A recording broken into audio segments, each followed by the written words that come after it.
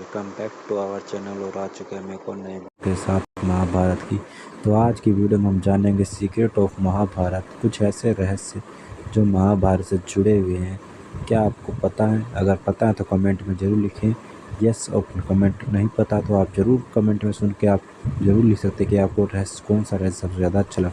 तो चलिए गाइस शुरू करते हैं आज के अपनी इस वीडियो को। बताते हैं मैं आपको कुछ ऐसे रहस्य के बारे में। तो हमने पहले आपको महाभारत के युद्ध में कई सारे रहस्य बताए थे, और महाभारत के युद्ध के 18 गुप्त रहस्य जो आप सभी को पता थे, हमारी पहली वीडियोस भी आप देख सकते हैं। तो चलिए जानते हैं आज के अपनी इस महाभारत के युद्ध में कुछ ऐसे और रहस्य जिन्हें जानकर आप चौंक जाएंगे, और आखिरी इस युद्ध करने से किसको क्या फ़ायदा हुआ था ये भी पता करते हैं। पहला, कौरव और पांडवों के बीच नहीं हुआ था महाभारत। आपको यह जानकर आश्चर्य होगा कि महाभारत ना तो कौरवों ने लड़ा ना ही पांडवों ने। कौरव उसे कहते हैं जो कुरुवंश का होता है। कुरुवंश के एकमात्र भीष्म योद्धा भीष्म थे। उसी तरह जब पांडु का पुत्र था ही नहीं तो कोई पांचों कुंती के पुत्र को पांडव कहेंगे।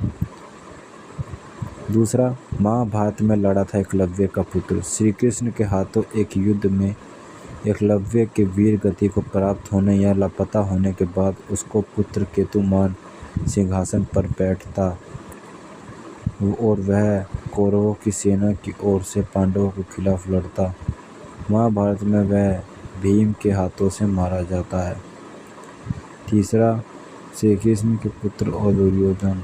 महाभारत के युद्ध में श्री कृष्ण की नारायणी सेना ने कौरवों की ओर से पांडवों के खिलाफ लड़ी थी, परंतु बलराम सहित श्री कृष्ण के सभी पुत्रों के महाभारत के युद्ध में शामिल होने का जिक्र नहीं मिलता, जबकि उस समय श्री कृष्ण के पुत्र प्रद्युम्न और सांब सहित 16 महारथी पुत्र भी थे। चौथा, कुल नाश हो गया था सभी का। युद्ध में सभी 100 कौरव और उनके सभी पुत्र मारे गए थे। दूसरी ओर युद्ध के अंत में पांडव पत्नी द्रौपदी के 5 पुत्र प्रतिविंध्य, सुतसोम, श्रुतकर्मो, शतनयिक और श्रुतसेन को अश्वत्थामा ने उस वक्त मार दिया जब वह युद्ध में शिविर में सो रहे थे। 5 पांडवों की दूसरी पत्नियों से उत्पन्न उनके और भी पुत्र में जिसमें से अर्जुन पुत्र अभिमन्यु मारा गया था। महाभारत के अनुसार पांडवों के कुल 11 पुत्र थे, लेकिन अभिमन्यु की मृत्यु के बाद उनका वंश नष्ट हो गया। वह इसलिए कि अभिमन्यु का विवाह महाभारत युद्ध के पहले राजा विराट की कन्या उत्तरा के साथ हो चुका था, लेकिन उत्तरा ने एक मृत बालक को जन्म दिया था जिसमें श्री कृष्ण ने पूर्ण जिंदा कर दिया था। बस यही बालक बचा था जिसका नाम परीक्षित रखा था। पांडव पक्ष के विराट और विराट के पुत्र उन्तर, शंख और श्वेत, सात्विक के दास पुत्र अर्जुन पुत्र इरावन, द्रौपदी के 5 पुत्र दुष्टद्युम्न, शिखंडी, कौरव पक्ष के कलिंग, भानुमन, केतुमान, अन्य कौलिंग वीर, पच्य, सोवीर, त्रुदक और मालवा और वीर आदि में सभी मारे गए थे। 5वां, ये योद्धा बच गए थे। लाखों लोगों के मरे जाने के बाद भी लगभग 24,165 कौरवों सैनिक लापता हो गए थे, जबकि महाभारत के युद्ध के पश्चात कौरवों की तरफ से 3 और पांडवों की तरफ से 15 यानी कुल 18 योद्धा ही जीवित बचे माने जाते हैं।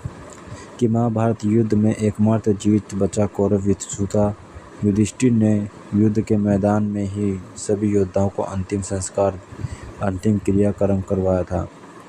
महाभारत युद्ध की समाप्ति के बाद कृतम, कृपाचार्य, युत्सु, अश्वत्थामा, युधिष्ठिर, अर्जुन, भीम, नकुल, सहदेव, श्रीकृष्ण, सत्य आदि जीवित बचे थे। इसके अलावा धृतराष्ट्र,